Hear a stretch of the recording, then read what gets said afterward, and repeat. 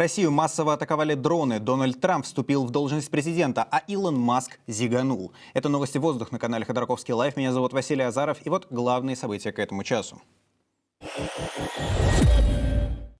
Дональд Трамп вступил в должность и стал 47-м президентом Соединенных Штатов. Из-за холодной погоды в Вашингтоне церемонию инаугурации перенесли с улицы в помещение. Трамп дал клятву и произнес речь в ротонде Капитолия. В своем выступлении президент заявил, что введет режим ЧС на границе с Мексикой, снизит цены, обогатит стратегические запасы, колонизирует Марс и снова построит сильнейшую армию мира, которая будет не начинать войны, а заканчивать.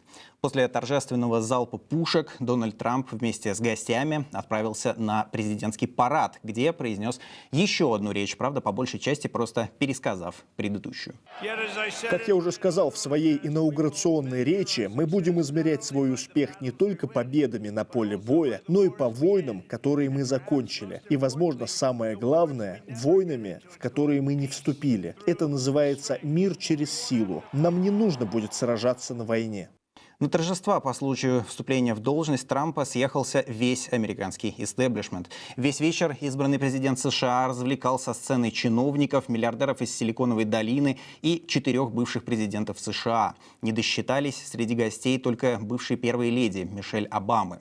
Несколько омрачить праздник удалось только Илону Маску. Выступая на многомиллионную аудиторию во время парада, миллиардер показал недвусмысленный жест. Что он имел в виду, точно неизвестно, но выглядело буквально как нацистское приветствие. Напомню, ожидается, что Илон Маск возглавит один из департаментов при будущей администрации президента США.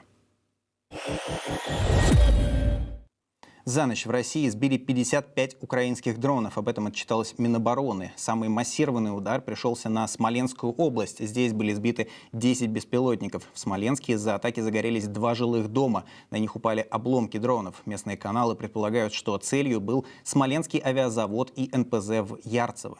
Жители делятся в соцсетях кадрами прилета. Бля, они летят низко. Глянь.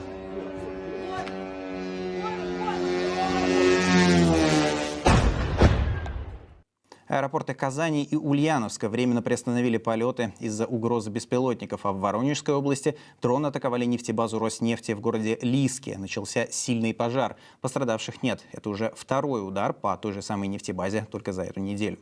В Оренбургской области в закрытом городе утром объявили эвакуацию жителей из-за угрозы атаки беспилотников. Сообщение об этом было опубликовано в телеграм-канале местной администрации. Людей призвали спуститься в ближайшие укрытия или подвалы. Речь идет о военном городке Комаровский, который находится в ведении ракетных войск стратегического назначения. Позже глава города Владимир Мазур сообщил об отмене тревоги. Украинские дроны почти ежедневно атакуют российские регионы, однако более 29% россиян считают, что война с Украиной никак не повлияла на их жизнь. Это следует из социологического опроса Института социально-политических исследований Российской академии наук. Внимание на него обратило издание «Верстка». Опрос был проведен в апреле 2024 года. Он показал, что у каждого 4-го россиянина на фоне войны ухудшилось здоровье, появилась тревога и страх ядерного удара. У каждого 10-го на войне оказались друзья или родственники. У 4% опрошенных на фронте погибли или получили увечья близкие. Этот показатель по сравнению с 2023 годом вырос почти на 1 процентный пункт.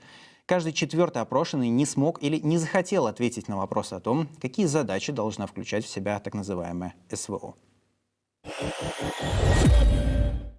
Правительство собирается ужесточить ответственность за экстремизм. Об этом пишет газета «Ведомости». Речь идет о статье 282 Уголовного кодекса «Возбуждение ненависти или вражды, сопровождающейся оправданием или пропагандой насилия». Скоро россиян начнут судить по этой статье чаще. Сейчас уголовная ответственность по ней наступает, если до этого человека уже привлекали к административной ответственности. Если поправки примут, то уголовное преследование будет применяться и за первое правонарушение. Это все новости к этому часу. Меня зовут Василий Азаров. Подписывайтесь на YouTube-канал Ходорковский Лайв, а также подписывайтесь на наш Telegram-канал, чтобы всегда оставаться на связи. До скорого.